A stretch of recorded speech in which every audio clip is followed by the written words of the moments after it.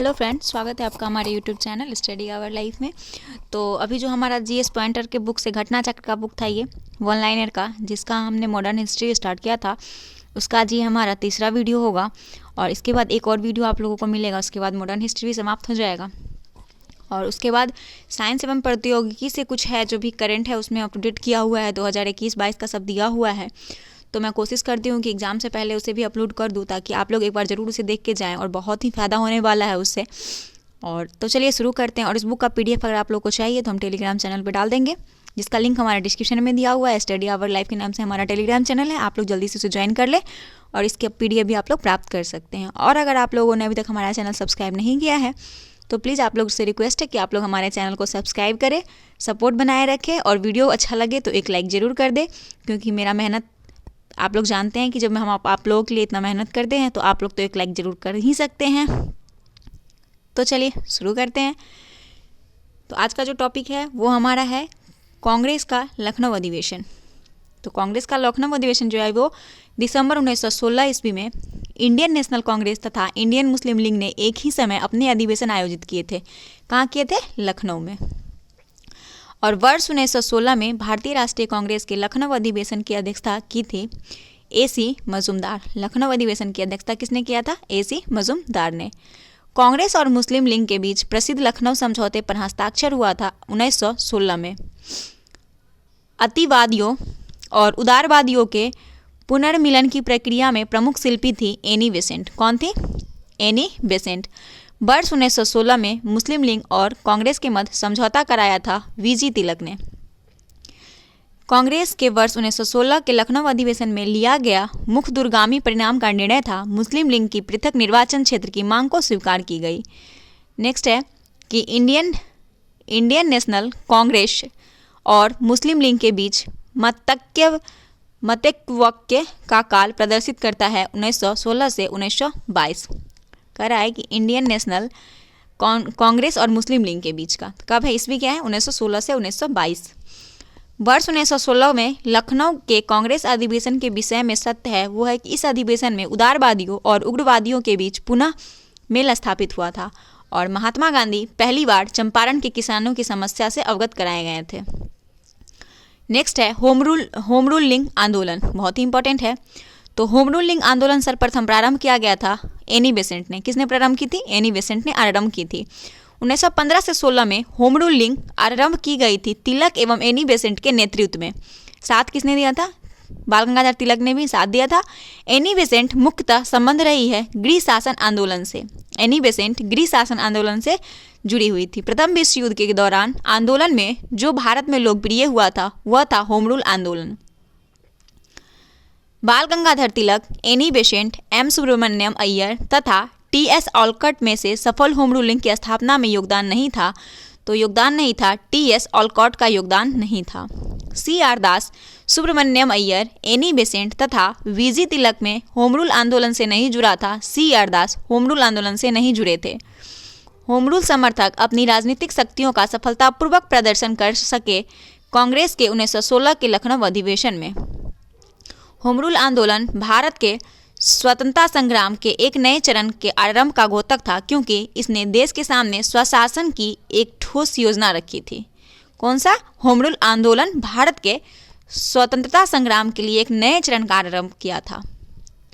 Home Rule league के संबंध में सत्य है सबसे पहले इसकी योजना एनी बेसेंट ने 1914 से 15 में प्रस्तुत की थी। और तिलक की home Rule league Maharashtra, Mumbai छोड़कर कर्नाटक, मध्य प्रांत एवं बरार तक सीमित थी। बाल गंगाधर तिलक का कौन सा एरिया था? कर्नाटक, मध्य प्रांत एवं बरार, वहीं तक सीमित रहा था। तिलक द्वारा स्थापित होम रूल लीग अधिक शक्तिशाली थी। जो बाल गंगाधर तिलक के द्वारा स्थापित किया गया था होम रूल, वो सबसे ज़्यादा शक्तिशाली था। Annie Besant, A.O. Hume, Michael Madhusudan Dutt तथा R. पाम दत्त में फेबियन आंदोलन का प्रस्तावक था एनी बेसेंट थी। फेबियन आंदोलन के प्रस्तावक कौन थी? Annie Besant. एनी बेसेंट के संबंध में सही कथन है कि होम रूल आंदोलन प्रारंभ करने के लिए उत्तरदायी थी इंडियन नेशनल कांग्रेस की एक बार अध्यक्ष भी थी। कौन? Annie Besant. वर्ष 1920 में वह संस्था जिसने अपना नाम परिवर्तित कर स्वराज्य सभा रख लिया, All India home Rule League था। Home rule all India home rule का नाम बदलकर 1920 में क्या हो गया था? स्वराज सभा हो गया था। अब है गांधी एवं उनके प्रारंभिक आंदोलन।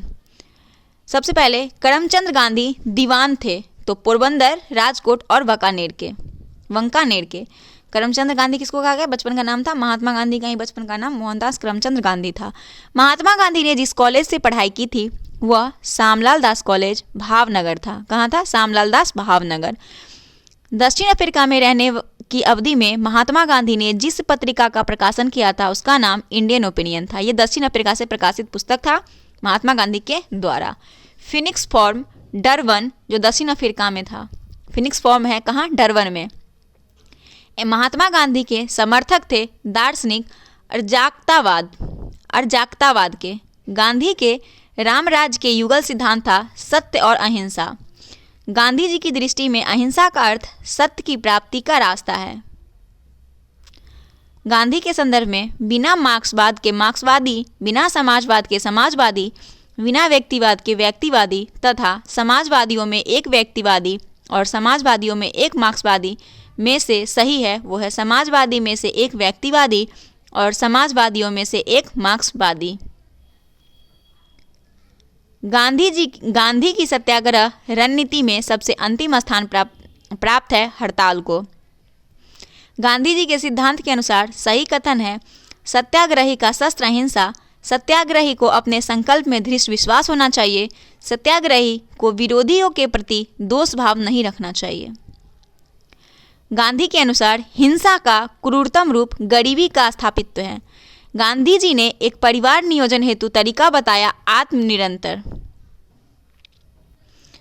महात्मा गांधी दक्षिण अफ्रीका से भारत लौटे 1915 में। कब लौटे? 1915 में।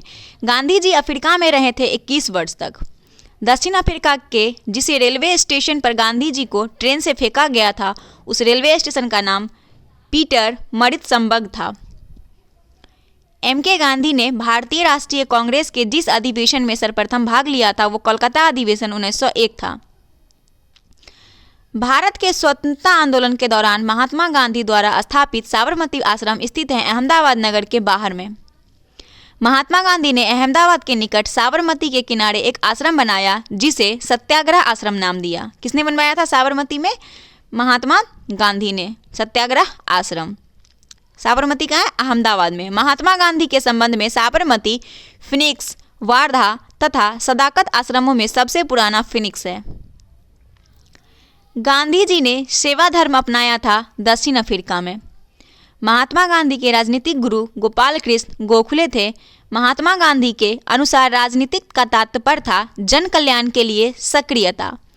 गांधी जी ने राजनीतिक का जो प्रतिमान प्रस्तुत किया उसकी विशेषता है नैतिकता, धर्म, मानवता। सत्याग्रह शब्द को गढ़ा महात्मा गांधी ने। भारत के स्वतंत्रता संघर्ष के दौरान सबसे पहले सत्याग्रह किया महात्मा गांधी ने। महात्मा गांधी का भारत में पहला सत्याग्रह चंपारण में हुआ था। मोहनदास करमचंद गांधी सर्वाधिक जाने जाते थे भारतीय स्वतंत्रता को प्राप्त करने के लिए, निष्क्रिय विरोध करने के लिए। विदेशी वस्त्रों की बर्बादी ही उनके साथ सर्वोत्तम व्यवहार है, महात्मा गांधी का कथन था। ब्रिटिश निर्मित उत्पादों का गांधी का बहिष्कार प्रभावी हुआ क्योंकि ब्रिटेन भारत को एक बड़ा निर्मित वस्तुओं का बाजार समझता था। महात्मा गांधी के राजनीतिक जीवन की घटनाओं का कालक्रम है पहले चंपारण, फिर अहमदाबाद मिल हड़ताल, फिर खेरा, फिर असहयोग आंदोलन। तो आप सबका एक बार ईस्वी आप लोग कमेंट बॉक्स में लिख देंगे। उसके बाद है महात्मा गांधी के बारे में सही कथन है कि उन्होंने अपनी प्रारंभिक शिक्षा राजकोट में प्राप्त की थी। कस्तूरबा के साथ उनका विवाह 13 वर्ष की आयु में हुआ था। उन्होंने विधि का अध्ययन द इनर टेम्पल लंदन में किया था। वो रस्किन की पुस्तक अनटू दिस लास्ट से सर्वाधिक प्रभावित हुए थे। महात्मा गांधी ने कहा था कि उनकी कुछ सबसे गहन धारणाएं हैं अनटू द लास्ट नामक पुस्तक में प्रतिबिंबित होती है और इस पुस्तक ने उनके जीवन को बदल डाला। इस पुस्तक का संदेश जिसने महात्मा गांधी को बदल डाला, व्यक्ति का कल्याण सबके कल्याण में निहित है। गांधीवादी विचारधारा प्रभावित रही रस्किन, धोरे एवं टॉलस्टॉय से। स्वदेशी आंदोलन, खिलाफत आंदोलन, व्यक्तिगत सत्याग्रह आंदोलन तथा भारत छोड़ो आंदोलन में जिस आंदोलन से महात्मा गांधी संबंधित नहीं थे वो स्वदेशी आंदोलन था। भारत छोड़ो आंदोलन, संबनीय बग्या आंदोलन, बरदौली एवं खेरा सत्याग्रहों से जिसका नेतृत्व महात्मा गांधी से नहीं था वो बरदौली सत्याग्रह था। गांधी के संदर्भ में सही कथन है, जाति विहीन अछूतों की दशा में सुधार के लिए कठोर संघर्ष किया, असहयोग आंदोलन शुरू किया और संबनीय बग्या आंदोलन भी शुरू किया। किसने? एम.के. गांधी ने। महात्मा गांधी को सर्वप्रथम राष्ट्रपिता सुभाष चंद्र बोस ने कहे थे। महात्मा गांधी के नाम से पहले महात्मा जोड़ा चंपारण सत्याग्रह के दौरान। गांधी को सर्वप्रथम महात्मा के तौर पर संबोधित किए थे रविंद्रनाथ टैगोर ने और राष्ट्रपिता सुभाष चंद्र बोस कहे थे। नोआखाली काल में महात्मा गांधी के सचिव थे प्यारेलाल। राजकोट सत्याग्रह, खेरा सत्याग्रह, वायोकोम सत्याग्रह, असहयोग आंदोलन में से जिस सत्याग्रह आंदोलन में गांधी जी ने प्रत्यक्ष रूप से भाग नहीं लिया वो वायोकोम सत्याग्रह था, जिसमें महात्मा गांधी ने प्रत्यक्ष रूप से भाग नहीं लिया। महात्मा गांधी का छत्तीसगढ़ में प्रथम आगमन हुआ था 20 दिसंबर 1920 को। गांधी के अनुयायियों A.N. सिन्हा, बृज किशोर प्रसाद, J.B. कृपलानी तथा राजेंद्र प्रसाद में से वह जो पेशे से एक शिक्षक थे वो J.B. कृपलानी थे। नेक्स्ट है कि G.D. बिरला, जमनलाल बजाज, J.R.D. टाटा एवं बालचंद हीराचंद उद्योगपति में से वह व्यक्ति जो लंबे समय तक ICC के खंची रहे हैं, वर्ष 1930 में जेल गए थे तो वो जमनालाल बजाज थे। भारतीय कपड़ा व्यापारी, बैंकर, करेंसी तथा महात्मा गांधी के निकट का सहयोगी है, यह विवरण है जमनालाल बजाज का। स्वाधीनता आंदोलन के दौरान महात्मा गांधी के गरीबी अंग्रेज मित्र थे, करीबी यहाँ पे है, गरीबी बोला गया मिस्टेक से, सॉरी। स्वाधीनता आंदोलन के दौरान महात्मा गांधी के करीबी अंग्रेज मित्र जो थे वो उनका नाम था रेवरेंड चार्ली एंड्रयूज। ये महात्मा गांधी के क्लोज थे। उसके बाद वह कारागार जिसे गांधी ने मंदिर का नाम दिया वो यरवदा था। भारत की स्वाधीनता के समय महात्मा गांधी कांग्रेस के सदस्य नहीं थे। गांधी जी की मृत्यु पर जिसने कहा था हमारे जीवन से प्रकाश चला गया, जवाहरलाल नेहरू ने यह कथन कहा था महात्मा गांधी के बारे में। गांधी को वन मैन बाउंड्री फोर्स कहकर संबोधित किया था माउंटबेटन ने, जिसने महात्मा गांधी को आदेशित किया था कि वह भारत में प्रथम वर्ष खुले कान पर मुंह बंद कर व्यक्तित्व करे, वो गोपाल कृष्ण गोखले थे। भारतीय राजनीति में प्रवेश के पूर्व 1 वर्ष तक देश में परिप्रेक्ष्य एवं विद्यार्थी के रूप में रहने की सलाह गांधी जी को दी थी गोपाल कृष्ण गोखले ने।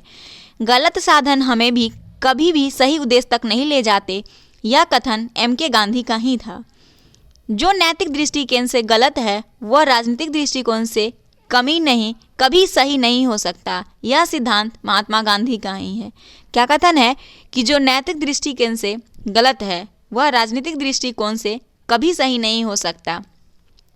गांधी जी ने बंधुआ मजदूरों को मुक्त कराने का प्रथम अभियान आरंभ किया था चंपारण से। वह आंदोलन जिसमें महात्मा गांधी ने पहली बार भूख हड़ताल का प्रयोग हथियार के रूप में किया था वो अहमदाबाद मिल की हड़ताल थी। वर्ष 1917 से 18 में अहमदाबाद में गांधी जी द्वारा चलाए गए सत्याग्रह हिस्सा लिया था मजदूर वर्ग ने। किसने हिस्सा लिया था? मजदूर वर्ग ने ज़्यादा हिस्सा लिया था उसमें। महात्मा गांधी का वह संघर्ष जो औद्योगिक श्रमिकों से संबंधित था वो अहमदाबाद संघर्ष था। अहमदाबाद सत्याग्रह आरंभ किया गया था सूती मिल कामगारों के लिए। गांधी जी के ट्रस्टीशिप के सिद्धांत के प्रतिपादक के संबंध में है दक्षिण अफ्रीका 1903। गांधीवादी अर्थव्यवस्था के विषय में सही कथन है, वो अहिंसा पर आधारित अर्थव्यवस्था पर बल देते थे। केंद्रीकरण शोषण और असामान्यता को जन्म देता है, अतएव अहिंसक सामाजिक संरचना केंद्रीकरण विरोधी है। वो भारत में मशीनीकरण के पक्षधर नहीं थे। यह सब कथन जो था वो गांधीवादी अर्थव्यवस्था के विषय में था। महात्मा गांधी के अनुसार असंप्रदायों के सामाजिक आर्थिक सुधार संपन्न किया जा सकता है उनके लिए कुटीर उद्योग स्थापित करके। गांधी इनोवेशन यानी गांधी का नवाचार का तात्पर्य है कम निवेश से अधिक उत्पादन अधिक लोगों के लिए। खेरा सत्याग्रह समन्वय भग्य आंदोलन, असहयोग आंदोलन तथा चंपारण सत्याग्रह में से वह घटना जो सबसे पहले हुई थी, तो सबसे पहले भारत में चंपारण सत्याग्रह हुआ था महात्मा गांधी का। चंपारण में 3 कठिया प्रथा का तात्पर्य था कि 3/20 भूभाग पर नील की खेती करना। गांधी ने भारत में पहली बार सत्याग्रह आंदोलन बिहार में प्रारंभ किया था चंपारण से। गांधी का चंपारण आंदोलन नील कर्मियों की समस्याओं के समाधान हेतु था। सही कथन है कि चंपारण जांच में आचार्य जेवी कृपलानी महात्मा गांधी के सहयोगी में से एक थे। चंपारण संघर्ष में जिन्होंने महात्मा गांधी का साथ दिया था वो थे राजेंद्र प्रसाद, अनुग्रह नारायण सिन्हा। गांधी के चंपारण सत्याग्रह से संबंध है राजकुमार शुक्ल। चंपारण आंदोलन से संबंधित थे राजेंद्र प्रसाद, अनुग्रह नारायण सिन्हा, जेवी कृपलानी। चंपारण कृषि जांच समिति के सदस्य थे D.J. Read, Mahatma Gandhi, L.C. अंदामी, राजा हरिप्रसाद नारायण सिंह और G. रैनी। ये सब जो थे चंपारण आंदोलन के कृषि जांच समिति के सदस्य थे। दक्षिण अफ्रीका से लौटने के पश्चात गांधी जी ने प्रथम सफल सत्याग्रह आरंभ किया था चंपारण में। महात्मा गांधी ने सर्वप्रथम जिस किसान आंदोलन में भाग लिया वो चंपारण ही था। चंपारण किस किसान आंदोलन का नेतृत्व करने के लिए महात्मा गांधी को आमंत्रण किया गया था? राजकुमार शुक्ल ने निमंत्रण दिया था महात्मा गांधी को कृषि आंदोलन से जुड़ी समस्याओं के लिए। चंपारण सत्याग्रह के संबंध में सही है, यह किसानों से जुड़ा था। इसे 3 कठिया प्रथा के विरुद्ध में संचालित किया गया था और डॉक्टर राजेंद्र प्रसाद, जेवी कृपलानी ने महात्मा गांधी के सहयोग किया था इसमें। चंपारण नील विद्रोह के राष्ट्रीय नेता थे महात्मा गांधी। महात्मा गांधी के चंपारण सत्याग्रह का विरोध किया था N.G. रंगा ने। खेड़ा के किसानों के पक्ष में महात्मा गांधी के सत्याग्रह संगठित करने का कारण था अकाल पड़ने के बावजूद प्रशासन ने भू राजस्व की उगाही स्थापित नहीं की थी। नेक्स्ट है किसान आंदोलन एवं किसान सभा। इस टॉपिक को क्लियर करते हैं। तो चंपारण, वरदोली, वेंगू तथा बिचौलिया में से भारतवर्ष का सर्वप्रथम किसान आंदोलन बिचौलिया आंदोलन था। इंद्र नारायण द्विवेदी, गौरी शंकर मिश्र, जवाहरलाल नेहरू एवं मदन मोहन मालवीय में से फरवरी 1918 में स्थापित यूपी किसान सभा स्थापना संबंध में सही नहीं था। जवाहरलाल नेहरू ये नहीं थे, यूपी किसान सभा से स्थापित नहीं थे। नाई धोबी बंद सामाजिक बाइकॉट का एक स्वरूप था जो 1919 में किसानों द्वारा प्रतापगढ़ जिले में चलाया गया था। कौन? नाई धोबी बंद। वह प्रदेश जहां बाबा रामचंद्र ने किसानों को संगठित किया था वो जगह अवध था। 1930 के दशक में विभिन्न भागों के भिन्न भिन्न नेताओं द्वारा किसान आंदोलन चलाए गए थे। उनके प्रभाव क्षेत्रों से सही सुमेलित है। देखते हैं कौन कौन सही सुमेलित है। तो सबसे पहले सहजानंद सरस्वती बिहार के किसान आंदोलन के नेतृत्व करता थे। खुदाई खिदमतगार NWFP थे। स्वामी रामानंद हैदराबाद और अब्दुल हामिद खां दक्षिणी असम से। 1930 के दशक में किसान सभा आंदोलन से सक्रिय रूप से जुड़े थे स्वामी सहजानंद। अवध के एक्का आंदोलन का उद्देश्य था लगान को नगद में परिवर्तन करना। किसका? अवध के एक्का आंदोलन। बिहार प्रांतीय किसान सभा का गठन किया गया था स्वामी सहजानंद सरस्वती के द्वारा। अखिल भारतीय किसान सभा के प्रथम सत्र की अध्यक्षता स्वामी सहजानंद सरस्वती ने किए थे। वह जगह जहां अखिल भारतीय किसान सभा का पहला अधिवेशन हुआ था वह जगह लखनऊ में था। अखिल भारतीय किसान कांग्रेस का गठन किया गया था 1936 में। अखिल भारतीय किसान सभा के संस्थापक अध्यक्ष थे स्वामी सहजानंद सरस्वती। स्वामी सहजानंद का संबंध बिहार के किसान आंदोलन के संबंध में था। स्वामी सहजानंद सरस्वती ने भूमि और जलमार्ग के राष्ट्रीयकरण की मांग के साथ साथ अखिल भारतीय संयुक्त किसान सभा का गठन किया उनकी मृत्यु के ठीक पहले। प्रथम अखिल भारतीय किसान सभा में भाग लेने वाले कांग्रेसी नेता जवाहरलाल नेहरू थे। राजेंद्र प्रसाद, C.R. दास, मोतीलाल नेहरू और भगत सिंह में से बिहार में किसान आंदोलन से जुड़े थे वो राजेंद्र प्रसाद थे। नेक्स्ट है सही सुमेलित है बरदौली सत्याग्रह, सरदार वल्लभ भाई पटेल, भारतीय किसान विद्यालय, N.G. रंगा, बंगाल प्रजा पार्टी, फजलुल हक, बकासत संघर्ष, स्वामी श्रद्धानंद सरस्वती। नेक्स्ट है, बंगाल के दिव्यांग किसान आंदोलन की मांग की थी जमींदारों की हिस्सेदारी को फसल के आधे भाग से कम करके 1/3 करना।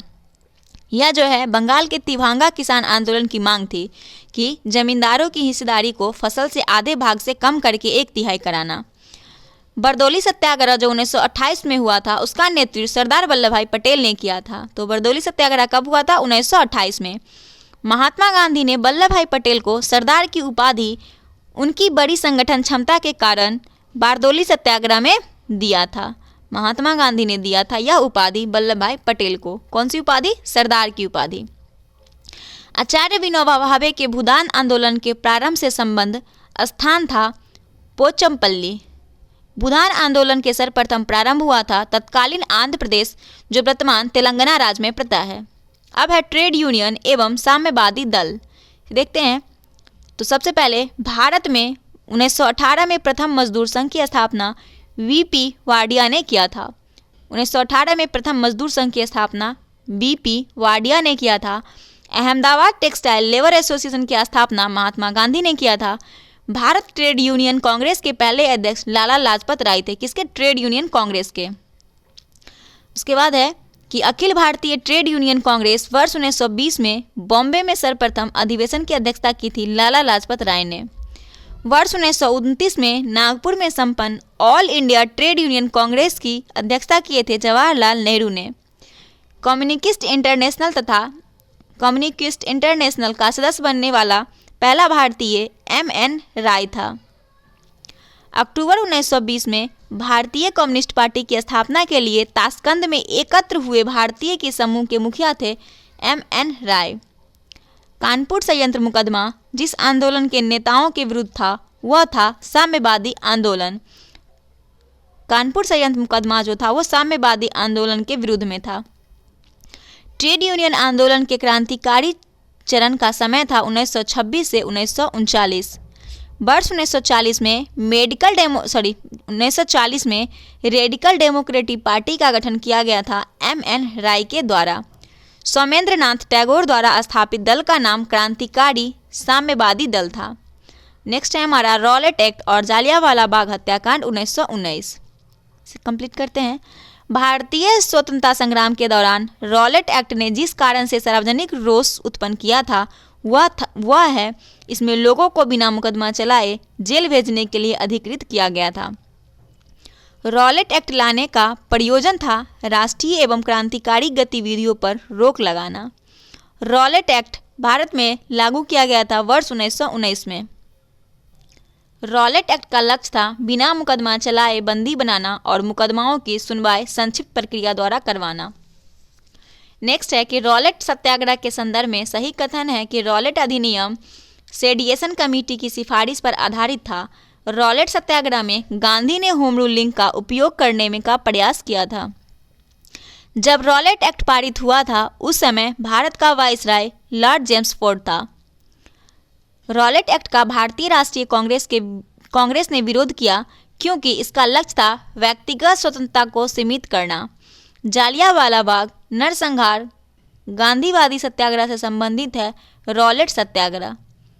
अखिल भारतीय राजनीति में गांधी का पहला साहसिक कदम रॉलेट सत्याग्रह था। रॉलेट एक्ट के विरुद्ध में लगान न देने का आंदोलन चलाने का सुझाव दिया गया था स्वामी श्रद्धानंद ने। रॉलेट एक्ट के विरुद्ध लगान न देने का आंदोलन चलाने का सुझाव किसने दिया था? स्वामी श्रद्धानंद ने। The anarchical and revolutionary crime act 1919 को समान बोलचाल में कहा जाता है Rowlatt act. The anarchical and revolutionary crime act को वह महत्वपूर्ण घटना जो जालियांवाला बाग नरसंहार के तुरंत पूर्व घटित थी वो रॉलेट एक्ट का बनना था। उसके बाद जालियांवाला बाग हत्याकांड हुआ था 13 अप्रैल 1919 को। जालियांवाला बाग कत्लेआम हुआ था अमृतसर शहर में। काफ़ी संख्या में लोग अमृतसर के जालियांवाला बाग में 13 अप्रैल 1919 को एकत्रित हुए थे डॉक्टर सैफुद्दीन किचलू और डॉक्टर सत्यपाल की गिरफ्तारी के विरुद्ध में। 30 मई 1919 को अपना अलकरन यानी ऑनर भारत सरकार को लौटाने वाले व्यक्ति थे रविंद्रनाथ टैगोर। वह जिसके विरोध में रविंद्रनाथ टैगोर ने अपनी नाइटहुड का परित्याग कर दिया था वो जालियांवाला बाग का जनसंहार ही था। जालियांवाला बाग हत्याकांड के विरोध में वायसराय की कार्यकारिणी परिषद की सदस्यता से इस्तीफा दे दिया था शंकरन नायर ने।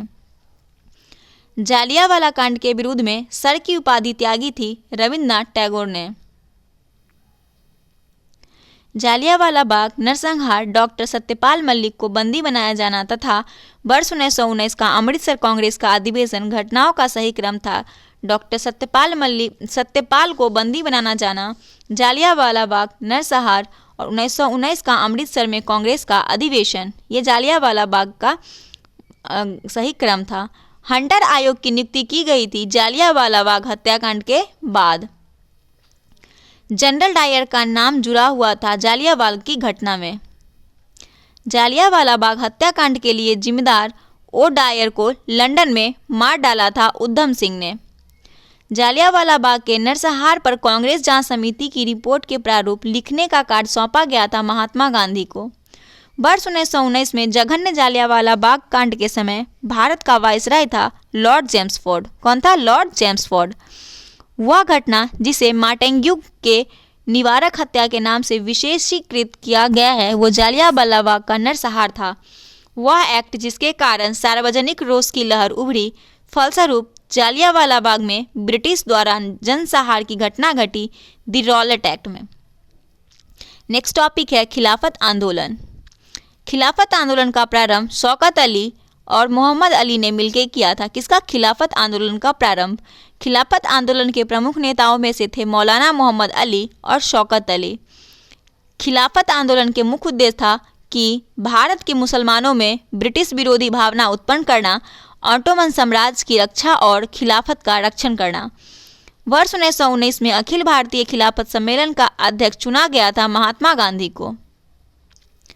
महात्मा गांधी ने खिलाफत आंदोलन का समर्थन किया। गांधी ने अंग्रेजों के खिलाफ अपने आंदोलन में भारतीय मुसलमानों का सहयोग प्राप्त करना चाहा था। वह जिसने खिलाफत आंदोलन को हिंदू और मुसलमानों की एकता के एक ऐसे अवसर के रूप में देखा जो 100 वर्ष में भी पुनः प्रस्तुत नहीं होगा, महात्मा गांधी ने देखा था। उसके बाद है खिलाफत आंदोलन के दौरान हाजी उल मुल्क की पदवी त्याग दी थी हकीम अजमल खान ने। खिलाफत आंदोलन के दौरान हकीम अजमल खान ने अपनी उपाधि हाजी उल मुल्क की त्याग दी थी। वह जिसने गांधी को सावधान किया था कि मुस्लिम धार्मिक नेताओं और उनके अनुयायियों का कट्टरपन को प्रोत्साहित न करें, मोहम्मद अली जिन्ना ने यह उन्हें सावधान किया था। मोहम्मद अली, शौकत अली, अबुल कलाम आज़ाद तथा M.A. जिन्ना में से महात्मा गांधी की खिलाफत आंदोलन में भागीदारी की भर्त्सना की थी M.A. जिन्ना ने। खिलाफत आंदोलन का परिणाम था हिंदू मुस्लिम मतभेदों में कमी आई। वह व्यक्ति जिसने 4 अप्रैल 1919 को दिल्ली की जामा मस्जिद के प्रवचन मंच से हिंदू मुस्लिम एकता पर भाषण दिया वो स्वामी श्रद्धानंद ने। खिलाफत आंदोलन का समर्थन किया मुख्यतः खलीफा के पुनः स्थापना के लिए। मुसलमानों की सहानुभूति प्राप्त करने के लिए कांग्रेस ने खिलाफत आंदोलन का समर्थन किया। जवाहरलाल नेहरू, मदन मोहन मालवीय, मोहम्मद अली जिन्ना और स्वामी श्रद्धानंद के खिलाफत आंदोलन का समर्थन नहीं किया तो वो मदन मोहन मालवीय ने खिलाफत आंदोलन का समर्थन नहीं किया। वर्ष 1920 की खिलाफत कमेटी की रक्षा जिसने गांधी को असहयोग आंदोलन के नेतृत्व को संभालने का अनुरोध किया था वह हुई थी इलाहाबाद में। कहाँ हुई थी? इलाहाबाद में। इस मिसाइल में हम मुसलमानों को हिंदुओं से भिड़ा नहीं पाए। एंजिसन के इस कथन का संबंध जिस घटना से है वह है खिलाफत और असहयोग आंदोलन जो 1919 से 1922 तक चला था। किसका कथन था? एंजिसन का। वर्ष 1921 में मोपाला आंदोलन की शाखा थी खिलाफत आंदोलन की। मोपाला आंदोलन किसकी शाखा थी? खिलाफत आंदोलन की। अगला टॉपिक है असहयोग आंदोलन। देखते हैं। वर्ष 1920 में नागपुर के भारतीय राष्ट्रीय कांग्रेस के अधिवेशन में असहयोग के प्रस्ताव को पारित किया था C.R. दास ने।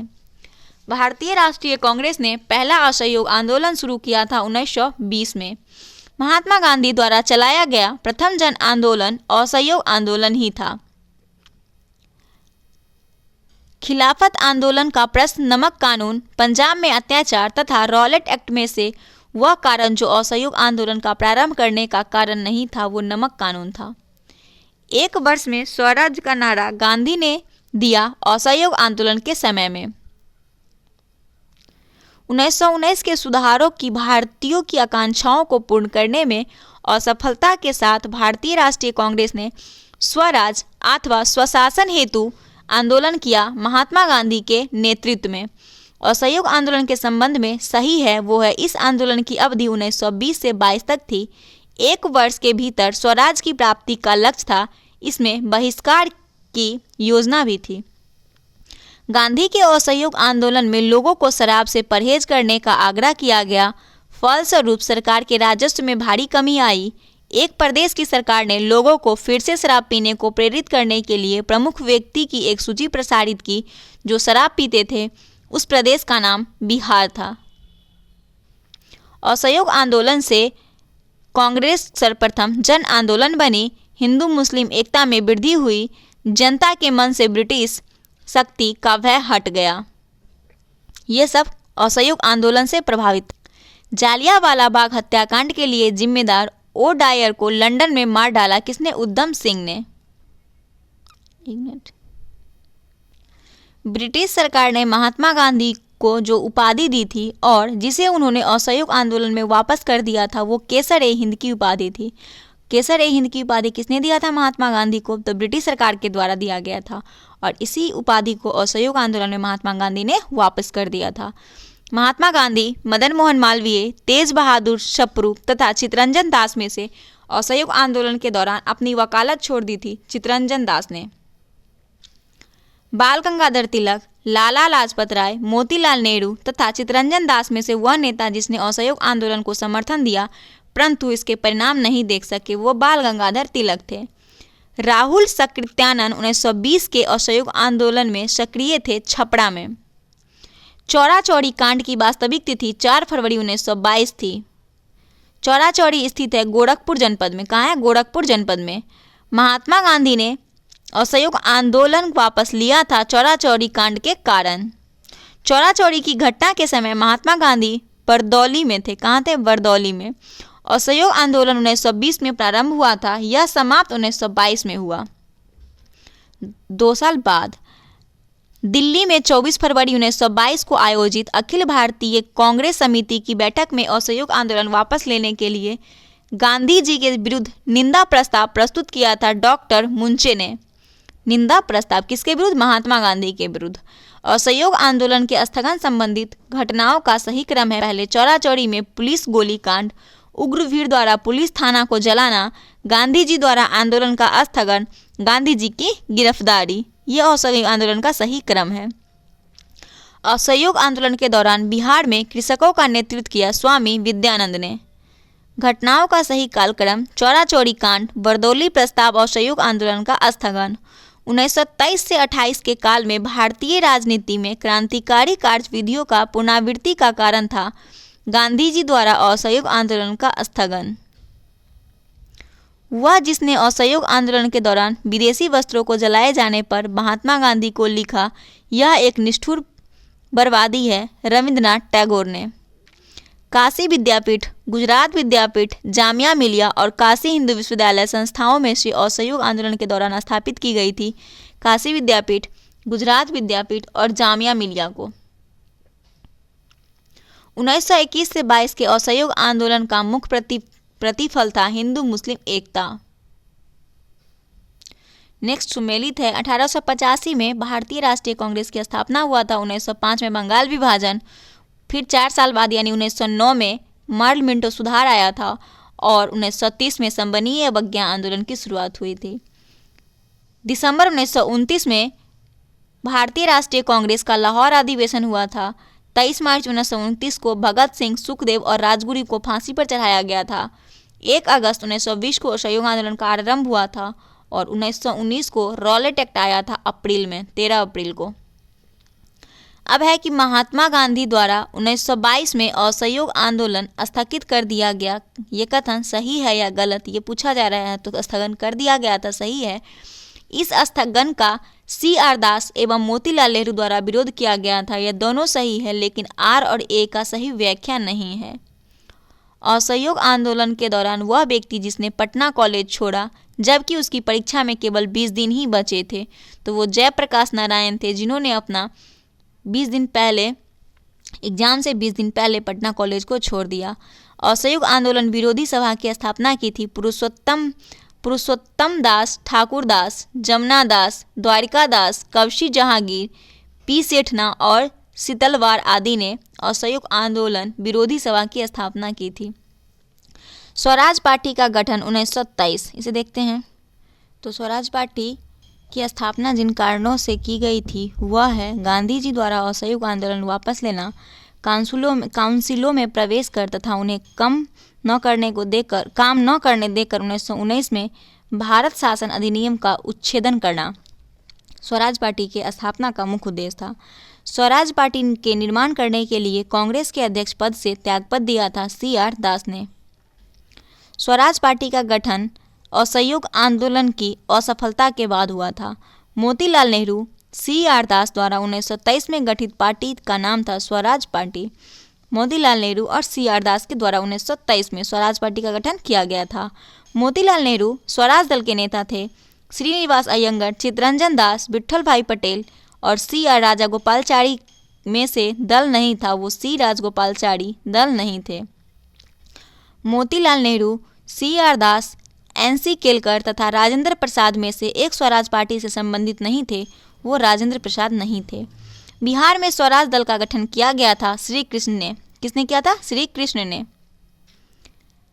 घटनाओं का सही कालक्रम: लखनऊ समझौता, जालियांवाला बाग हत्याकांड, बाल गंगाधर तिलक की मृत्यु, स्वराज दल की स्थापना। स्वतंत्रता पूर्व वह व्यक्ति जिसने केंद्रीय विधानसभा में स्वराज दल का समर्थन किया वो M.A. जिन्ना था। देशबंधु के नाम से प्रसिद्ध चित्तरंजन दास हैं। स्वराज आम जनता के लिए होना चाहिए, केवल वर्गों के लिए नहीं, यह प्रसिद्ध सूत्र की घोषणा CR दास ने की थी। कांग्रेसी नेताओं द्वारा मार्टेन्ग्यू जेम्सफोर्ड रिपोर्ट की निंदा करने पर कोई नरमपंथियों ने पार्टी को छोड़कर गठन किया इंडियन लिबरल फेडरेशन पार्टी का। 16 दिसंबर 1922 को इंडिपेंडेंट पार्टी बनाने का निर्णय लिया था मदन मोहन मालवीय तथा मोतीलाल नेहरू ने। सेंट्रल लेजिस्लेटिव असेंबली का प्रथम भारतीय अध्यक्ष स्पीकर थे विट्ठल भाई जे पटेल ने। वो राष्ट्रीय नेता जो वर्ष 1925 में सेंट्रल लेजिस्लेटिव असेंबली के अध्यक्ष निर्वाचित हुए थे वो विट्ठल भाई पटेल थे। नेक्स्ट टॉपिक है Simon commission 1927। Simon commission Bharat में आया था 1928 में। कब आया था? 1928 में। और साइमन कमीशन के आने के विरुद्ध में भारतीय जन आंदोलन हुआ क्योंकि साइमन कमीशन में कोई भी भारतीय सदस्य नहीं था। साइमन कमीशन आयोग नियुक्त किया गया था 1927 में। 1927 में साइमन कमीशन की नियुक्ति की गई थी और 1928 में साइमन कमीशन भारत आया था। वर्ष 1928 में साइमन कमीशन में जिस उद्देश्य से आया था वो प्रशासनिक सुधार पर विचार के लिए आया था। साइमन कमीशन वह सदस्य जो उदारवादी दल का था वो सर जॉन साइमन थे। ये उदारवादी दल के थे। जिसके सुझावों पर भारतीयों को साइमन कमीशन से बाहर रखा गया वो लॉर्ड इरविन के। नेक्स्ट है कथन दिया हुआ। कथन ए में है कि कांग्रेस ने साइमन आयोग का बहिष्कार किया था। आर में दिया है कि साइमन आयोग में से एक भी सदस्य भारतीय नहीं था। ए आर दोनों सही है और आर ए की सही व्याख्या ए की है। आर जो है वो सही व्याख्या किसकी है? ए की। साइमन कमीशन के संबंध में सही है। इसकी नियुक्ति 1919 के एक्ट के क्रियान्वयन की पूछताछ के लिए की गई थी। इसके अध्यक्ष सर जॉन साइमन थे। उसने संघीय प्रकार की सरकार के लिए स्तुति की थी। भारतीय नेताओं ने उसका विरोध किया था। साइमन कमीशन की सिफारिशों के संदर्भ में सही है कि इन प्रांतों में द्वैध शासन को उत्तरदायी सरकार द्वारा प्रतिस्थापित करने की स्तुति की गई। लाला लाजपत राय घायल हुए थे साइमन कमीशन के विरुद्ध लाठीचार्ज में। पंजाब केसरी की उपाधि लाला लाजपत राय को दिया गया था। कथन दिया है कथन ए में कि 1928 में लाहौर अधिवेशन में लाला लाजपत राय के नेतृत्व में साइमन कमीशन का विरोध आयोजित किया गया था। सही है। आर में दिया है साइमन कमीशन में एक भी भारतीय सदस्य शामिल नहीं था।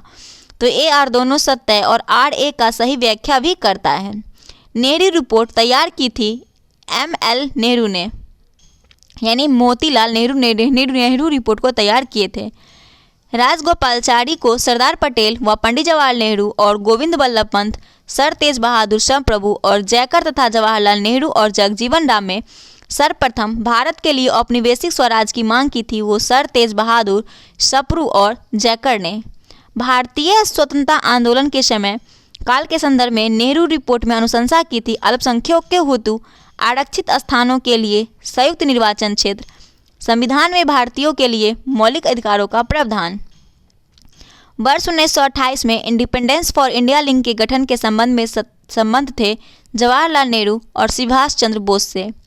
नेहरू रिपोर्ट डैश की अध्यक्षता में एक कमेटी द्वारा तैयार किया गया था। इसका विषय था, तो नेहरू रिपोर्ट जो है वो मोतीलाल नेहरू की अध्यक्षता में कमेटी तैयार किया गया था और इसका विषय था भारतीय में संवैधानिक व्यवस्थाएं।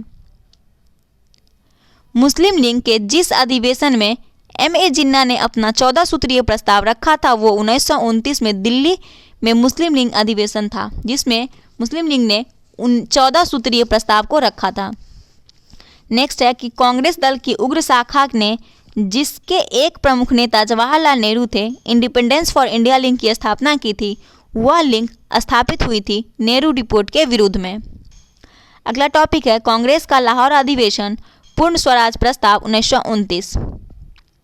भारतीय स्वतंत्रता संग्राम के दौरान प्रस्तावित किया गया कि स्वराज को सभी प्रकार के विदेशी नियंत्रण से मुक्त संपूर्ण स्वतंत्रता के रूप में परिभाषित किया जाए। मौलाना हजरत मोहनी ने वर्ष 1921 में अहमदाबाद अधिवेशन में संपूर्ण स्वराज को कांग्रेस का लक्ष्य मानने का प्रस्ताव रखा। हजरत मोहनी ने कांग्रेस ने पहली बार भारत की स्वतंत्रता का प्रस्ताव पारित किया 1929 में। पूर्ण स्वराज का प्रस्ताव लाहौर में कांग्रेस में प्रस्तावित किया गया वर्ष 1929 में। भारतीय राष्ट्रीय कांग्रेस द्वारा पूर्ण स्वराज दिवस घोषित किया गया 26 जनवरी 1930 को। 1929 में कांग्रेस अधिवेशन में पूर्ण स्वराज का नारा पंडित जवाहरलाल नेहरू ने दिया था। भारतीय राष्ट्रीय कांग्रेस का वह अधिवेशन जिसने पूर्ण स्वराज प्रस्ताव पारित किया था और जिसकी अध्यक्षता पंडित जवाहरलाल नेहरू ने की थी। 1929 के कांग्रेस लाहौर अधिवेशन में कांग्रेस का लक्ष्य पूर्ण स्वराज घोषित जवाहरलाल नेहरू ने किया था। 31 दिसंबर 1929 को अर्धरात्रि में भारतीय राष्ट्रध्वज को फहराया गया था। जवाहरलाल नेहरू ने स्वतंत्रता का नवग्रहित तिरंगा पहली बार लहराया गया था 31 दिसंबर 1929 को। भारतीय राष्ट्रीय कांग्रेस का वह अधिवेशन जिसकी अध्यक्षता जवाहरलाल नेहरू ने सर्वप्रथम की थी वो लाहौर अधिवेशन 1929 था। भारतीय राष्ट्रीय कांग्रेस का लाहौर अधिवेशन इतिहास में इसीलिए बहुत प्रसिद्ध है क्योंकि कांग्रेस ने पूर्ण स्वराज की मांग का एक संकल्प पारित किया।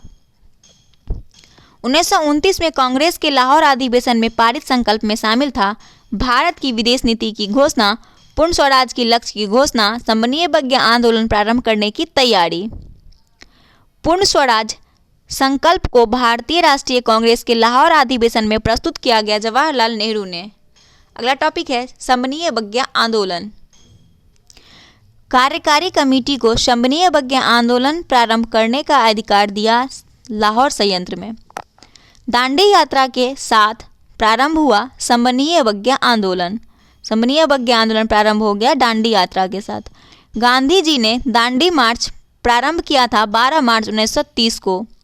गांधी ने दांडी यात्रा प्रारंभ की थी साबरमती से। साबरमती से 12 मार्च 1930 को गांधी जी ने दांडी मार्च प्रारंभ की थी।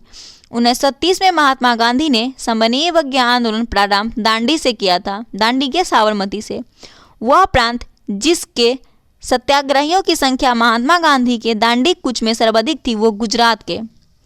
गांधी के नमक आंदोलन में भाग लिया था सरोजनी नायडू, राजकुमारी अमृत गौर, कमला देवी चट्टोपाध्याय। यह तीनों ने महात्मा गांधी के नमक आंदोलन में भाग लिया था।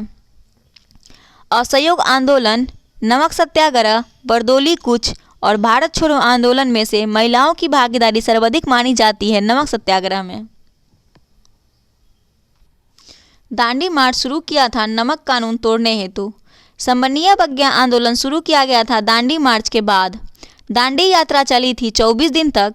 दांडी मार्च, भारत छोड़ो आंदोलन, साइमन कमीशन का आगमन। गांधी इरविन समझौता में सबसे पहले साइमन कमीशन का आगमन हुआ था। कथन ए दिया है कि महात्मा गांधी द्वारा नमक आंदोलन 1930 में चलाया गया था, सही है, और महात्मा गांधी का उद्देश्य था कि गरीबों को नमक मुफ्त में उपलब्ध हो।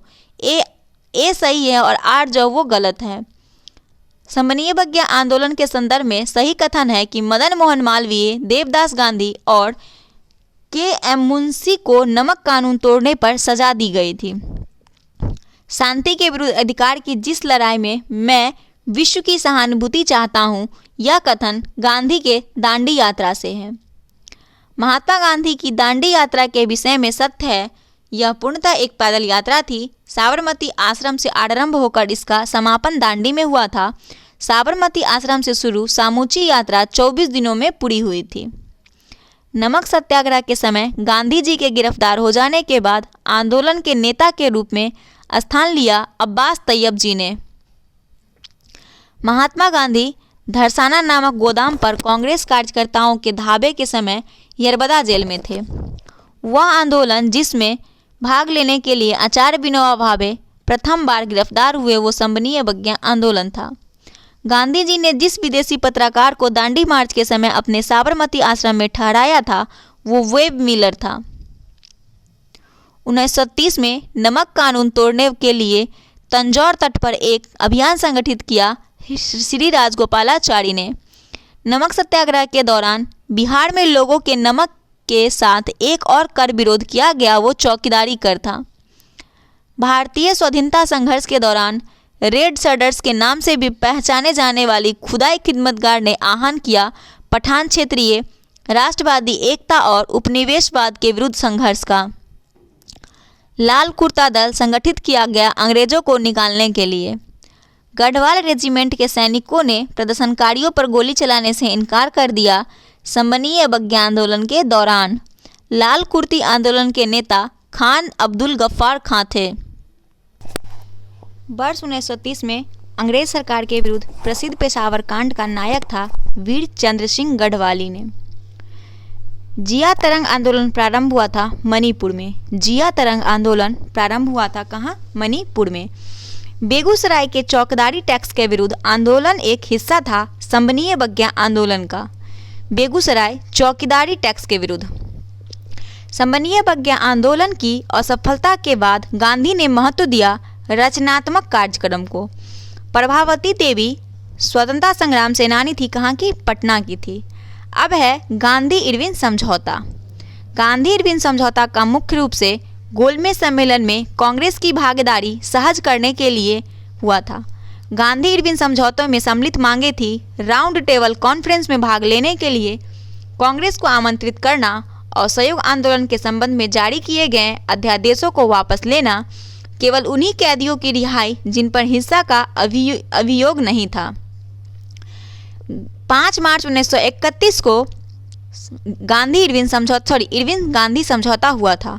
वह आंदोलन जिसका स्थगन गांधी इरविन समझौते में किया गया, वह प्रस्तावित था समन्वय बग्या आंदोलन का। गांधी इरविन समझौते के हस्तांतरित होने में महत्वपूर्ण भूमिका निभाई तेज बहादुर सप्रू ने। इरविन तथा गांधी को दो महात्मा कहा था सरोजनी नायडू ने। किसको? इरविन तथा गांधी को। गांधी इरविन समझौते में महात्मा गांधी के लाभ को सत्यवादना पुरस्कार कहा था एलन कैंपबेल जॉनसन ने। अगला है कांग्रेस का कराची अधिवेशन जो 1931 में हुआ था। तो भारतीय राष्ट्रीय कांग्रेस की कराची अधिवेशन का सभापतित्व किया था वल्लभ भाई पटेल ने। 1931 में भारतीय राष्ट्रीय कांग्रेस की कराची अधिवेशन के लिए जिसकी अध्यक्षता सरदार वल्लभ भाई पटेल कर रहे थे, मूल अधिकारों तथा आर्थिक कार्यक्रम पर संकल्प प्रारूपित किया गया था पंडित जवाहरलाल नेहरू ने। भारतीय राष्ट्रीय कांग्रेस के कराची अधिवेशन 1931 को महात्मा गांधी की लोकप्रियता और सम्मान की प्रकाष्ठा माना एस.सी. बोस यानी सुभाष चंद्र बोस। भारतीय स्वाधीनता संघर्ष से संबंधित घटनाओं का सही क्रम। सबसे पहले गांधी इरविन समझौता, भगत सिंह की फांसी, भारतीय राष्ट्रीय कांग्रेस का कराची अधिवेशन, द्वितीय गोलमेज सम्मेलन, ये सही क्रम था। उसके बाद है भारतीय राष्ट्रीय आंदोलन से संबंधित घटनाओं का सही क्रम, गांधी इरविन समझौता, राजगुरु को फांसी, भारतीय राष्ट्रीय कांग्रेस का कराची अधिवेशन। भारतीय स्वाधीनता संग्राम से संबंधित घटनाओं का सही क्रम, गांधी इरविन समझौता, भगत सिंह को फांसी, भारतीय राष्ट्रीय कांग्रेस का कराची अधिवेशन, उसके बाद पूना समझौता। नेक्स्ट टॉपिक है गोलमेज सम्मेलन।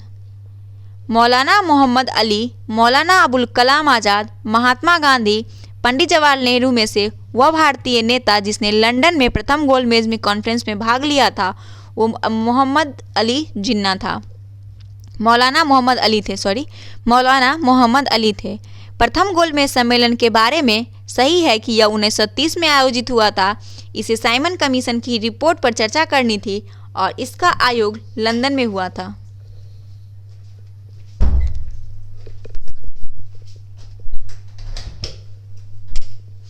लंदन में संपन्न हुए गोलमेज सम्मेलन में भारतीय ईसाइयों का प्रतिनिधि के.टी. पाल ने की थी। द्वितीय गोलमेज सम्मेलन में भाग लिया महात्मा गांधी, सरोजनी नायडू, मदन मोहन मालवीय ने। द्वितीय गोलमेज सम्मेलन में कांग्रेस का प्रतिनिधित्व किया महात्मा गांधी ने। जवाहरलाल नेहरू ने दूसरे गोलमेज सम्मेलन 1932 में भारतीय राष्ट्रीय कांग्रेस का प्रतिनिधित्व किया। ये गलत है। गांधी इरविन समझौता जो 1931 में भारतीय राष्ट्रीय कांग्रेस का दूसरे गोलमेज सम्मेलन 1931 में भाग लेना अंतर्निहित था। इसमें एक गलत है लेकिन आर जो है वो सही है। महात्मा गांधी ने भाग लिया था। महात्मा गांधी जब द्वितीय गोलमेज सभा में भाग लेने लंदन गए थे तो ठहरे थे किंग्सले हॉल में। द्वितीय गोलमेज सम्मेलन में कांग्रेस के एक प्रतिनिधि के रूप में भाग लेने के लिए महात्मा गांधी बॉम्बे से लंदन जिस पानी के जहाज में गए थे उसका नाम SS राजपुताना था। महात्मा गांधी दिसंबर 1931 में खाली हाथ भारत लौटे थे लंदन से। द्वितीय गोलमेज सम्मेलन जिस प्रश्न पर असफल रहा वो था सांप्रदायिक प्रतिनिधि। उस भारतीय का नाम जिसने तीनों गोलमेज सम्मेलन में भाग लिया वो V.R. अम्बेडकर थे। 1930 से 32 की अवधि में भारत और ब्रिटेन के राजनेताओं की लंदन में हुई बैठकों का प्रायः प्रथम और द्वितीय तृतीय गोलमेज सम्मेलन के रूप में उल्लेख किया जाता है। उनका उसी रूपरेखा में उल्लेख गलत होगा क्योंकि ये तीनों अलग अलग सम्मेलन नहीं थे, अपितु यह सम्मेलन की अवस्था थी जो 3 सत्रों में संपन्न हुई थी। गोलमेज सम्मेलन जो वर्ष 1932 में हुआ था वो तीसरा था। पहला हुआ था 1931, दूसरा 1932 पहला हुआ था 1930, दूसरा 1931 और तीसरा 1932 में हुआ था। ये सही इसका गोलमेज सम्मेलन का क्रम था। उसका सही कथन है कि प्रथम गोलमेज सम्मेलन में डॉक्टर अंबेडकर ने दलित वर्ग के लिए अलग निर्वाचक मंडल की मांग रखी थी प्रथम गोलमेज सम्मेलन में। फिर पूना पैक्ट में स्थानीय निकायों तथा सिविल सेवाओं में दलित वर्ग के प्रतिनिधि के लिए विशेष प्रबंध रखे गए थे। तृतीय गोलमेज सम्मेलन में भारतीय राष्ट्रीय कांग्रेस ने भाग नहीं लिया था। अब है सांप्रदायिक पंचाट एवं पूना पैक्ट 1932। सांप्रदायिक अधिनिर्णय घोषित किया रैमजे मैकडोनाल्ड ने।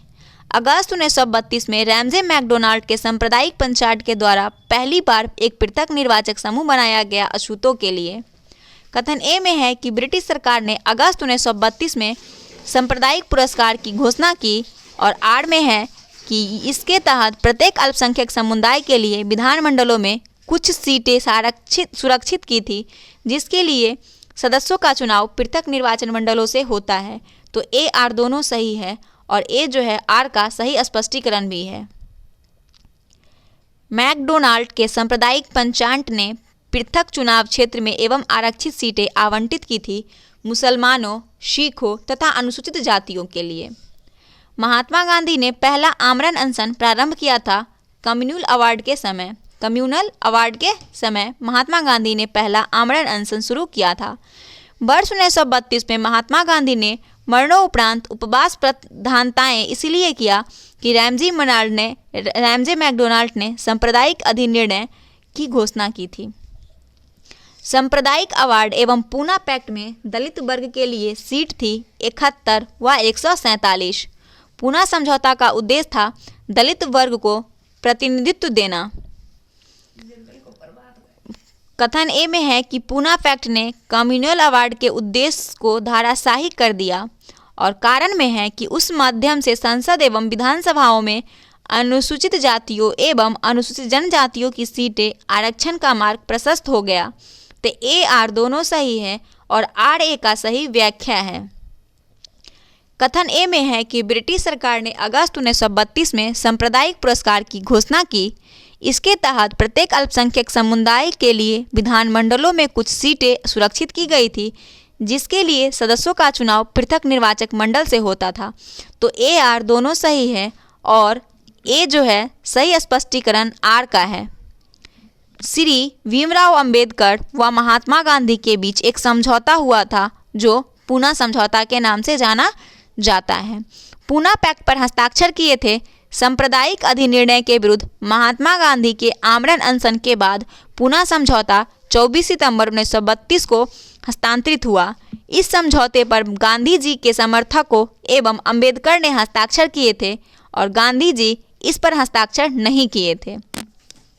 सांप्रदायिक अधिनिर्णय की घोषणा के पश्चात संपादित किया गया पूना समझौता को V R Ambedkar, Madan Mohan Malaviya, C Rajagopalachari, M K Gandhi में से 1932 के ऐतिहासिक पूना समझौता पर हस्ताक्षर किए वी आर अम्बेडकर, मदन मोहन मालवीय और श्री राजगोपालाचारी, इस तीनों ने इस पर हस्ताक्षर किए थे पूना समझौता पे। उसके बाद है 1932 में पूना पैक्ट के बाद हरिजन सेवक संघ की स्थापना हुई। इसके अध्यक्ष घनश्याम दास बिरला थे। ऑल इंडिया अनटचेबिलिटी लीग बाद में जिसका नाम बदलकर हरिजन सेवक संघ हुआ, उसके प्रथम अध्यक्ष जी.डी. बिरला था। अखिल भारतीय हरिजन संघ की स्थापना महात्मा गांधी ने की थी। हरिजन संघ का पूर्ण नाम all India anti untouchability league था। दलित वर्ग का संघ स्थापित किया था डॉक्टर वी आर अम्बेडकर के द्वारा। महात्मा गांधी क्षणिक भूत की भांति धूल उड़ाते थे, लेकिन अस्तर नहीं कहा था, वी आर अम्बेडकर ने कहा था। अब है कांग्रेस समाजवादी पार्टी 1934। तो कांग्रेस सोशलिस्ट पार्टी की पहली बैठक पटना में 1934 में हुई थी। एम.एन. राय, गणेश शंकर विद्यार्थी, पट्टम तानु पिल्ले और आचार्य नरेंद्र देव में से कांग्रेस समाजवादी दल का प्रमुख नेता आचार्य नरेंद्र देव थे। वर्ष 1934 में पटना में अखिल भारतीय कांग्रेस समाजवादी पार्टी संयोजक था जयप्रकाश नारायण और 1934 में कांग्रेस समाजवादी पार्टी का गठन किया गया था जयप्रकाश नारायण एवं आचार्य नरेंद्र देव के द्वारा। बिहार सोशलिस्ट पार्टी के संस्थापक जयप्रकाश नारायण थे। लोकमान्य के नाम से जयप्रकाश नारायण को जाना जाता था। जयप्रकाश दिवस मनाया जाता था अप्रैल 1946 में। श्री नारायण थे समाजवादी। सही कथन है कि 1936 में हस्तांतरित बॉम्बे मैनिफेस्टो प्रत्यक्ष रूप से समाजवादी आदर्शों के प्रतिपादन का विरोधी था। इसको समस्त भारत से वृद्ध व्यापारिक समुदाय के सहयोग मिला था। प्रांतीय चुनाव और मंत्रिमंडल का गठन 1937 देखते हैं।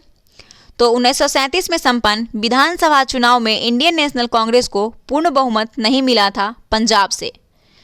प्रांतीय सरकारों का गठन किया गया था। 1935 के अधिनियम के तहत प्रांतीय सरकार का गठन किया गया था। 1935 अधिनियम के तहत कराए गए विधानसभा चुनाव में मद्रास, बिहार, उड़ीसा, बंगाल राज्य में कांग्रेस ने पूर्ण बहुमत नहीं प्राप्त किया। बंगाल से उसे पूर्ण बहुमत नहीं मिला था। बॉम्बे, असम, उड़ीसा, बिहार में से वह प्रांत जहां 1937 के आम निर्वाचन में भारतीय राष्ट्रीय कांग्रेस को पूर्ण बहुमत नहीं प्राप्त हुआ था, वो बॉम्बे और असम में। 1937 के चुनावों में कांग्रेस द्वारा बहुमत प्राप्त संख्याओं थी 5। बहुमत प्राप्त प्रांतों की संख्या कितनी थी? 5 थी।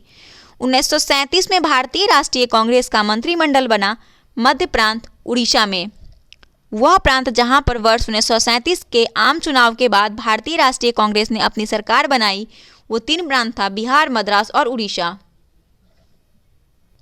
बिहार, मद्रास, उड़ीसा एवं पंजाब में से वह प्रदेश जिसमें 1935 के अधिनियम के अंतर्गत कांग्रेस की मंत्री परिषद का गठन नहीं हुआ था, वो पंजाब था। 1935 के अधिनियम के उपरांत 1937 में चुनावों में गठित कांग्रेस मंत्रिमंडल का कार्यकाल 28 माह का था। बिहार में पहले कांग्रेस मंत्रिमंडल का नेतृत्व किया श्री कृष्ण सिन्हा ने। मुस्लिम लीग ने मुक्ति दिवस मनाया 1939 में। कांग्रेस ने भू-स्वामित्व को समाप्त करने की नीति अपनाई। कार्यकारिणी कमेटी 1937 में। 1937 के चुनाव के पश्चात यूपी में गठित मंत्रिमंडल में वित्त विभाग सौंपा गया था रफी अहमद किदवई को। कांग्रेस प्रशासित प्रदेशों में मुस्लिम की शिकायतों से संबंधित रिपोर्ट का सही कालानुक्रम है Pirpur report, Sharif report, Muslim sufferings under Congress rule. अब है नेक्स्ट टॉपिक, कांग्रेस का त्रिपुरी संकट 1939 में हुआ था। त्रिपुरी संकट कब हुआ था? 1939 में। तो वर्ष 1938 में भारतीय राष्ट्रीय कांग्रेस के अध्यक्ष निर्वाचित हुए थे सुभाष चंद्र बोस और भारतीय राष्ट्रीय कांग्रेस के हरिपुरा अधिवेशन की अध्यक्षता एस.सी. बोस ने की थी। हरिपुरा, जहां भारतीय राष्ट्रीय कांग्रेस की वार्षिक अधिवेशन 1938 में सुभाष चंद्र बोस की अध्यक्षता हुआ था, वह स्थित है गुजरात में। कहाँ? गुजरात में। भारतीय राष्ट्रीय कांग्रेस के त्रिपुरी सम्मेलन जो 1939 में सुभाष चंद्र बोस को कांग्रेस का अध्यक्ष चुना गया था, यह है त्रिपुरी जबलपुर में। सुभाष चंद्र बोस दूसरी बार अध्यक्ष चुने गए थे त्रिपुरी अधिवेशन में। भारतीय राष्ट्रीय कांग्रेस का वह अधिवेशन जिसमें कांग्रेस अध्यक्ष के चुनाव में सुभाष चंद्र बोस ने पट्टाभी सीतारामैया को पराजित किया था, त्रिपुरी अधिवेशन 1939 में। सुभाष चंद्र बोस के त्यागपत्र के बाद भारतीय राष्ट्रीय कांग्रेस के अध्यक्ष हुए थे राजेंद्र प्रसाद। कौन हुए थे? राजेंद्र प्रसाद। कांग्रेस के त्रिपुरी अधिवेशन के पश्चात सुभाष चंद्र बोस और दक्षिणापंथी का समस्त झगड़ा जिस प्रश्न पर केंद्रित हो गया था वह था कांग्रेस कार्यकारिणी समिति का गठन। वह भारतीय राष्ट्रवादी नेता जिसने जर्मनी ब्रिटेन के बीच युद्ध को ऐसे ईश्वर प्रदत्त अवसर के रूप में देखा जिसमें भारतीयों को उस स्थिति का अपना हित में लाभ उठाने का मौका मिलता, तो वो सुभाष चंद्र बोस। नेक्स्ट देखते हैं, आगे है देसी रियासतें, इसे भी पढ़ते हैं।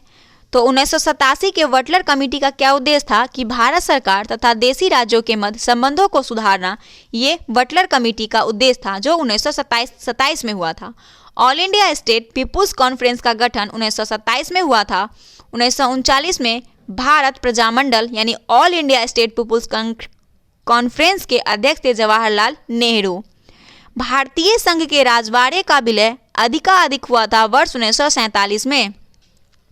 राज्यों का विलीकरण जिनके नेतृत्व में हुआ था वो थे सरदार वल्लभ भाई पटेल। अन्य राजवाड़े के बारे में भारत विलय के बाद जिन 3 राज्यों ने भारत में शामिल होना विलंबित किया वो जूनागढ़, हैदराबाद और जम्मू कश्मीर था। जम्मू एवं कश्मीर का भारत का अभिन्न अंग बना 26 अक्टूबर 1947 को। भारतवर्ष के विभाजन के समय ब्रिटिश प्रांत का पंजाब, असम, बंगाल, बिहार में से वह प्रांत जिसने एक संयुक्त स्वतंत्र अस्तित्व के लिए योजना सामने रखी वो पंजाब ने। देसी राज्यों में से यथावत समझौते का पक्षधर था हैदराबाद। अगला टॉपिक है द्वितीय विश्व युद्ध। द्वितीय विश्व युद्ध के संबंध में भारतीय राष्ट्रीय कांग्रेस की नीति पूर्ण स्वतंत्रता का आश्वासन मिलने पर ब्रिटेन को सहयोग। कथन ए में है कि द्वितीय विश्व युद्ध में भारतीय राष्ट्रीय कांग्रेस ने अंग्रेजों को सहयोग प्रदान किया। कारण दिया है क्योंकि उन्हें पूर्ण स्वराज प्राप्त होने की आशा थी। तो ए आर दोनों असत्य है। ए में है कि 1939 में सभी प्रांतों में कांग्रेस मंत्रिमंडलों ने त्यागपत्र दे दिया और कारण दिया है कि कांग्रेस ने द्वितीय विश्व युद्ध के संदर्भ में वायसराय के जर्मनी के विरुद्ध युद्ध घोषित कर देने के निर्णय को स्वीकार नहीं किया। तो ए आर दोनों सही है और आर जो है सही है व्याख्या है ए की। द्वितीय महायुद्ध समाप्त हुआ 1945 में और द्वितीय विश्व युद्ध के समय ब्रिटेन के प्रधानमंत्री विंस्टन चर्चिल थे। पाकिस्तान की मांग, टॉपिक है पाकिस्तान की मांग। भारतीय मुसलमानों के पृथक राज्य के लिए पाकिस्तान शब्द का प्रयोग सबसे पहले चौधरी रहमत अली एवं उनके मित्रों ने किया। मुसलमान के लिए पृथक राष्ट्र का विचार दिया था सर मोहम्मद इकबाल ने। सर्वप्रथम भारत में एक पृथक मुस्लिम राज्य का प्रस्ताव रखा था मोहम्मद इकबाल ने। पाकिस्तान के अलग राज्य आंदोलन का नेतृत्व मोहम्मद अली जिन्ना ने किया। मोहम्मद अली जिन्ना को हिंदू मुस्लिम एकता का दूत कहा जाता है, किसने कहा था? सरोजनी नायडू ने। कथन दिया है कि नेहरू एक राष्ट्रभक्त हैं जबकि जिन्ना एक राजनीतिज्ञ हैं, व्यक्त किया था सर मुहम्मदन इकबाल के द्वारा। मोहम्मद अली जिन्ना के विषय में सही कथन है कि वो दो राष्ट्रीय सिद्धांत के समर्थक थे। उन्होंने 1940 के मुस्लिम लीग के लाहौर के वार्षिक अधिवेशन की अध्यक्षता की थी और असहयोग आंदोलन में उन्होंने भाग नहीं लिया था। मुस्लिमों के लिए एक पृथक देश की प्रथम बार निश्चित अभिव्यक्ति हुई थी 1930 के मुस्लिम लीग इलाहाबाद अधिवेशन के इकबाल अध्यक्षीय भाषण में। अब है नाउ और नेवर पैम्फलेट लिखा था रहमत अली ने। Now for never pamphlet. Muslim league द्वारा पाकिस्तान की स्थापना की मांग 1940 में किया गया था और 1940 में मुस्लिम लीग के अधिवेशन में पाकिस्तान के सृजन का प्रस्ताव रखा था खली कुजमा ने। मुस्लिम लीग का वार्षिक अधिवेशन जिसमें जिन्ना के दो राष्ट्रों के सिद्धांत को मान्यता दी गई हुआ था लाहौर में। मुस्लिम लीग ने भारत के विभाजन की मांग का प्रस्ताव अपने अधिवेशन में किया था लाहौर में। वह तिथि जब मुस्लिम लीग ने पाकिस्तान दिवस मनाया था वो दिवस 23 मार्च 1943 को मुस्लिम लीग ने अपना पाकिस्तान दिवस मनाया था। मुस्लिम लीग के लाहौर अधिवेशन 1940 की अध्यक्षता की थी मोहम्मद अली जिन्ना ने। अब है व्यक्तिगत सत्याग्रह 1940, इसे भी कंप्लीट करते हैं। महात्मा गांधी के द्वारा व्यक्तिगत सत्याग्रह आंदोलन के लिए प्रथम सत्याग्रही चुनाया गया था विनोबा भावे को। व्यक्तिगत सत्याग्रह में विनोबा भावे को प्रथम सत्याग्रही चुना गया था और दूसरे पंडित जवाहरलाल नेहरू थे। सर्वोदय शब्द का प्रयोग सर्वप्रथम महात्मा गांधी ने किया था। सर्वोदय शब्द का क्रिप्स मिशन 1942। भारत में क्रिप्स मिशन वर्ष 1942 में आया और ब्रिटानिया सरकार के प्रस्तावों के प्रारूप घोषणा में जो सर स्टैफोर्ड क्रिप्स लाए थे वो सम्मिलित थे। भारत को एक डोमिनियन स्थिति की दी जानी चाहिए, सब प्रांतों और राज्यों को मिलाकर एक भारतीय संघ होना चाहिए, क्योंकि कोई भी प्रांत या भारतीय राज्य भारतीय संघ के बाहर रहने का निर्णय ले सकता है। भारत का संविधान भारत की जनता के द्वारा निर्मित किया जाए। 1942 के क्रिप्स मिशन का एक महत्वपूर्ण पहलू था द्वितीय विश्व युद्ध के तुरंत पश्चात भारत संघ की स्थापना करना और उसे डोमिनियन पद का प्रदान करना। क्रिप्स मिशन का संबंध में सही है। युद्ध समाप्त होने पर डोमिनियन दर्जा संविधान सदन द्वारा निर्मित संविधान मान्य कोई भी सूबा भारतीय संघ से बाहर रह सकता था। वह जिनकी दृष्टि में क्रिप्स प्रस्ताव एक टूटते हुए बैंक के नाम उत्तर दिनांकित चेक था वो महात्मा गांधी थे। क्रिप्स प्रस्ताव में सम्मिलित प्रावधान था संविधान निर्मात्री की निकाय संरचना के लिए। वह प्रधानमंत्री जिसने भारत में क्रिप्स मिशन को भेजा था वो विंस्टन चर्चिल थे, जो क्रिप्स मिशन को भारत में भेजे थे। क्रिप्स मिशन के साथ समझौते क्रिप्स मिशन के साथ कांग्रेस आधिकारिक वार्ताकार थे पंडित जवाहरलाल नेहरू और मौलाना आजाद। गांधी जी के आंदोलनों के राजनीतिक फिरौती कहा लॉर्ड लिनथिंगो ने। अगला है भारत छोड़ो आंदोलन, जो 6 जुलाई 1942 को वार्धा में महात्मा गांधी ने कांग्रेस की कार्यकारिणी समिति में अपने भारत छोड़ो आंदोलन की चर्चा की। तब उस समिति के अध्यक्ष मौलाना अब्दुल कलाम आजाद थे। 14 जुलाई 1942 को कांग्रेस कार्य समिति द्वारा भारत छोड़ो आंदोलन का प्रस्ताव वार्धा में किया गया था। भारत छोड़ो आंदोलन के समय भारत का प्रधान सेनापति लॉर्ड बेबिल था। भारत छोड़ो आंदोलन प्रारंभ हुआ था 9 अगस्त 1942 को। भारत छोड़ो आंदोलन का प्रस्ताव बॉम्बे के जिस मैदान में पारित किया था वो ग्वालियर टैंक था।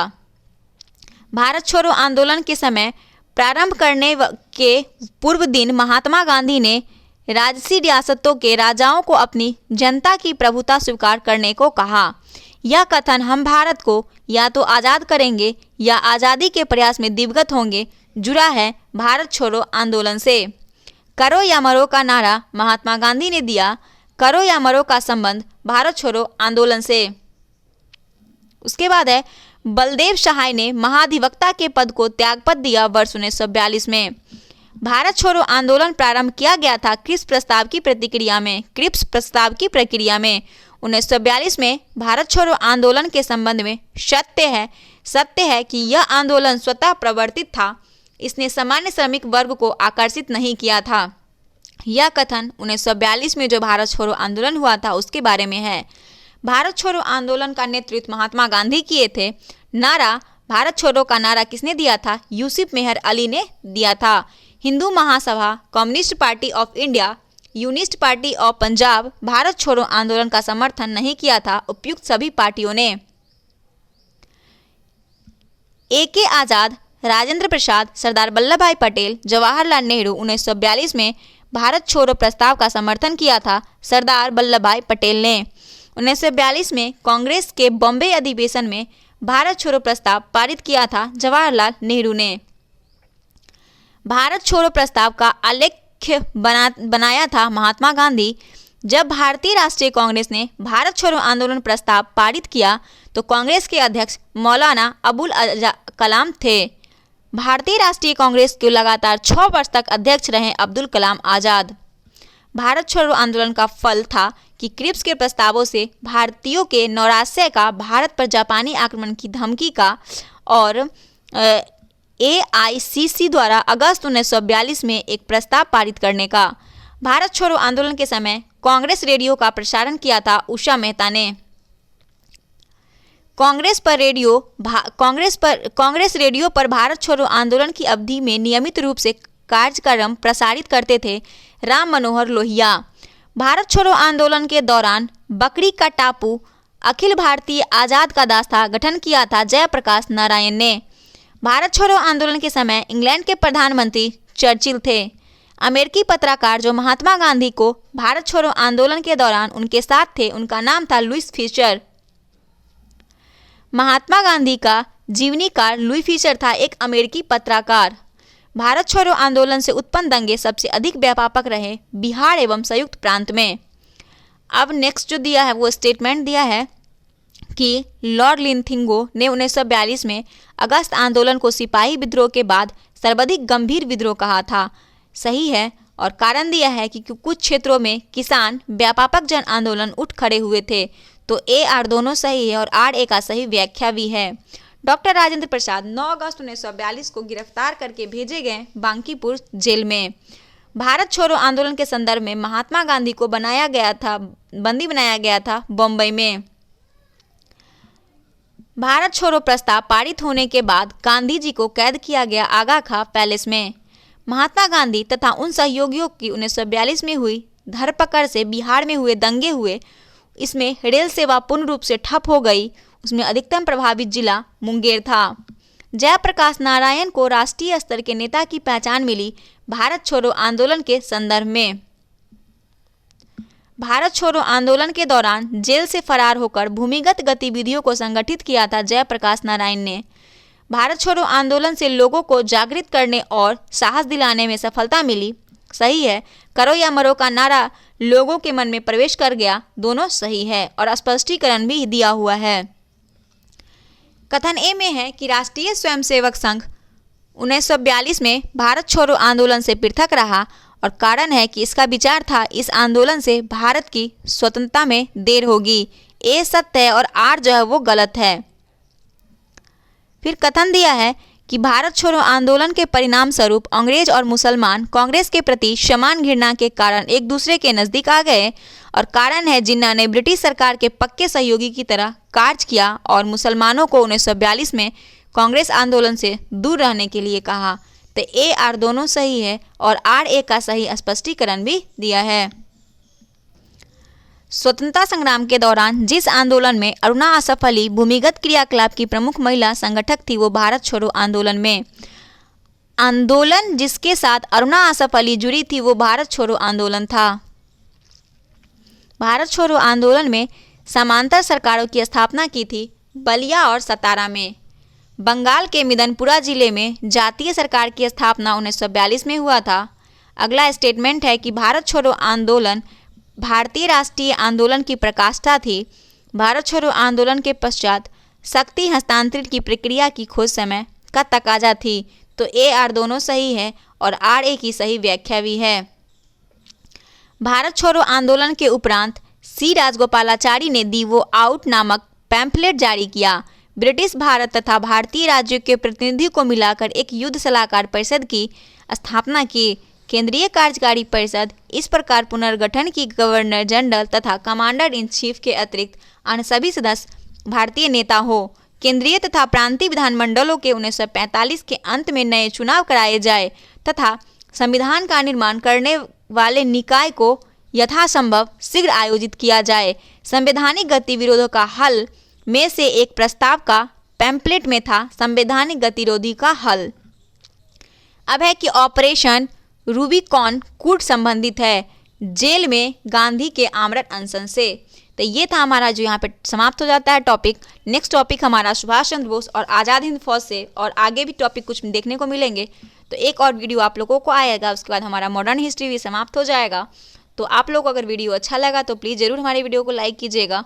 और कल तो बुक ही आएगा आज बुक आ जाएगा। कल हम आप लोगों को 2022 का जो सर का नया करंट अफेयर का बुक आने वाला है एडिटोरिया का, उसका हम कोशिश करेंगे कि मास्टर वीडियो प्रोवाइड कर दें। तो देखते हैं कि अगर बुक आज तक आ गया होगा तो फिर मैं उसका वीडियो भी अपलोड कर दूंगी आप लोगों को। तो मिलते हैं अगले वीडियो के साथ, तब तक के लिए धन्यवाद।